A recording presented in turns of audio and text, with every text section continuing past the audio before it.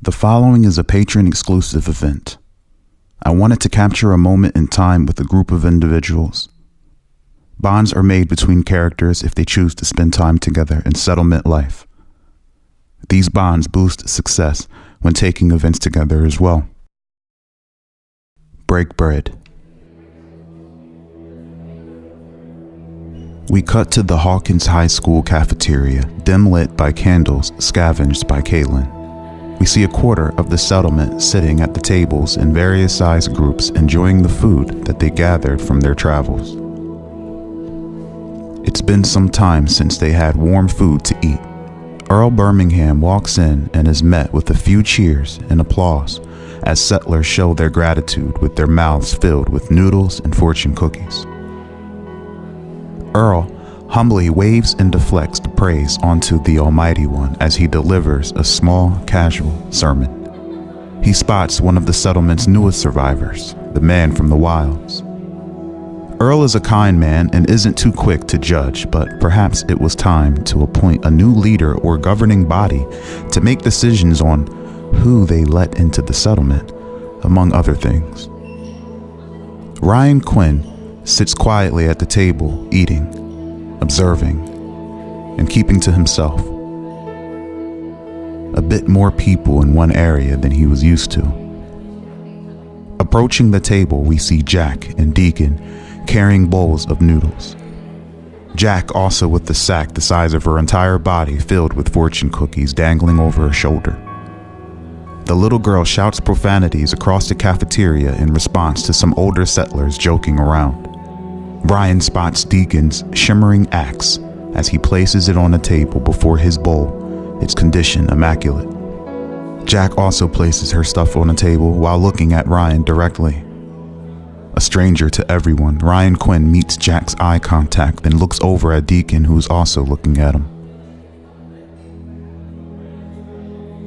There seems to be tension for just a few moments before Deacan sees Ryan eyeing his weapon, sits down and tells Ryan that it's Tandua steel. Deacan glides his fingers across the polished edge of the axe. Ryan looks down at the tribal symbols etched in the hilt. A fortune cookie hits Deacan in the head before he quenches Ryan's curiosity. Then another fortune cookie hits Ryan in the head following. Jack obnoxiously makes jokes about Deacan's ridiculously legendary past. Deacan smiles and can appreciate humor to help him get his mind off of serious things for a while. Ryan, unamused, pulls the cookie from out of his collar. Jack begins to wolf down her noodles. Surprisingly, the flavor selection was actually good. Smoked alligator with carrots, clam tomato, but she chose the one that supposedly replenishes electrolytes called hot toes and lime. Earl finishes up his silent and stealthy prayer for the food on their behalf.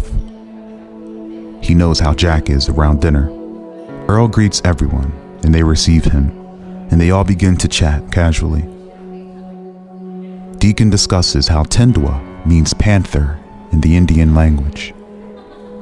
The symbols represent the great tribe created to birth great leaders. Ryan quietly eats and listens to Deacan. Jack, with both feet kicked up on a table, laughs with her mouth full and jokes about how Deacan could beat the Almighty One probably. Earl, not thrilled by her comments, shrugs off her obvious trolling and opens up his fortune cookie. It reads, "A ship in the harbor is safe, but that is not why ships are built." This gets him to bring up discussing a new leader to fill Henry's spot, a topic some have purposely avoided.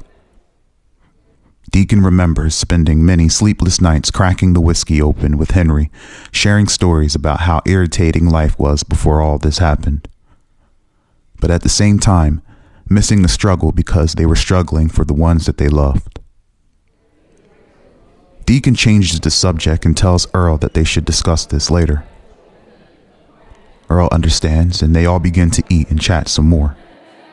Deep down, Earl was a lonely man, and it felt great to be amongst others. Jack and Deacan are reminded that Earl Birmingham is really a jubilant and swell old man to be around.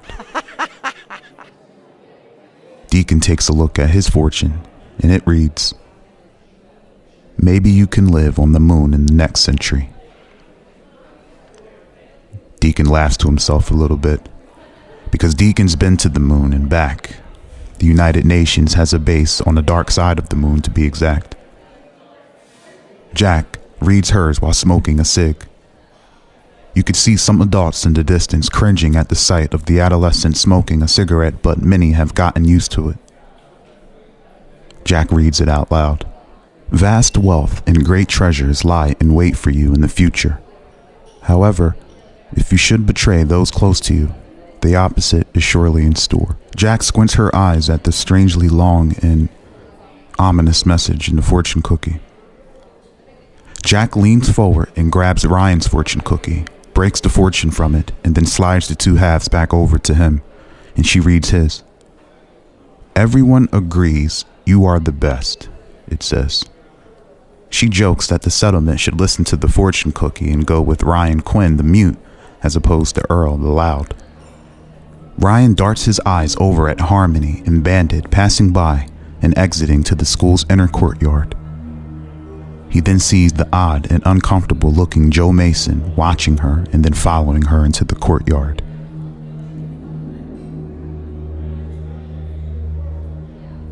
Ryan reacts as if it were his own young daughter being followed by a strange adult. He gets up and puts Jack's cigarette out. She responds how a 12-year-old would. Ryan hastily walks off, following the two, while having a psychological father breakdown moment. Ryan bursts through the doors only to find Joe relaxing on the bench holding his neck, getting fresh air, as Harmony walks Bandit in the grass area. The two turn quickly at the wild man Ryan Quinn standing there intensely. To see Harmony safe makes him wish it was his daughter standing there.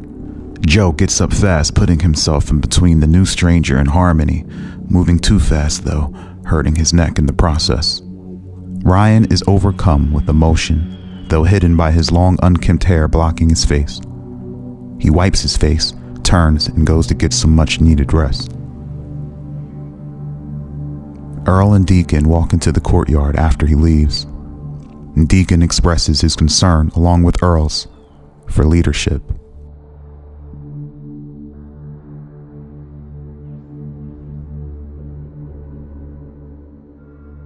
Jacqueline, Earl, Deacan, and Ryan now have a bond. When eating together, your mental state is cleansed and your spirits are raised. This will be important when your mind and spirits are tested.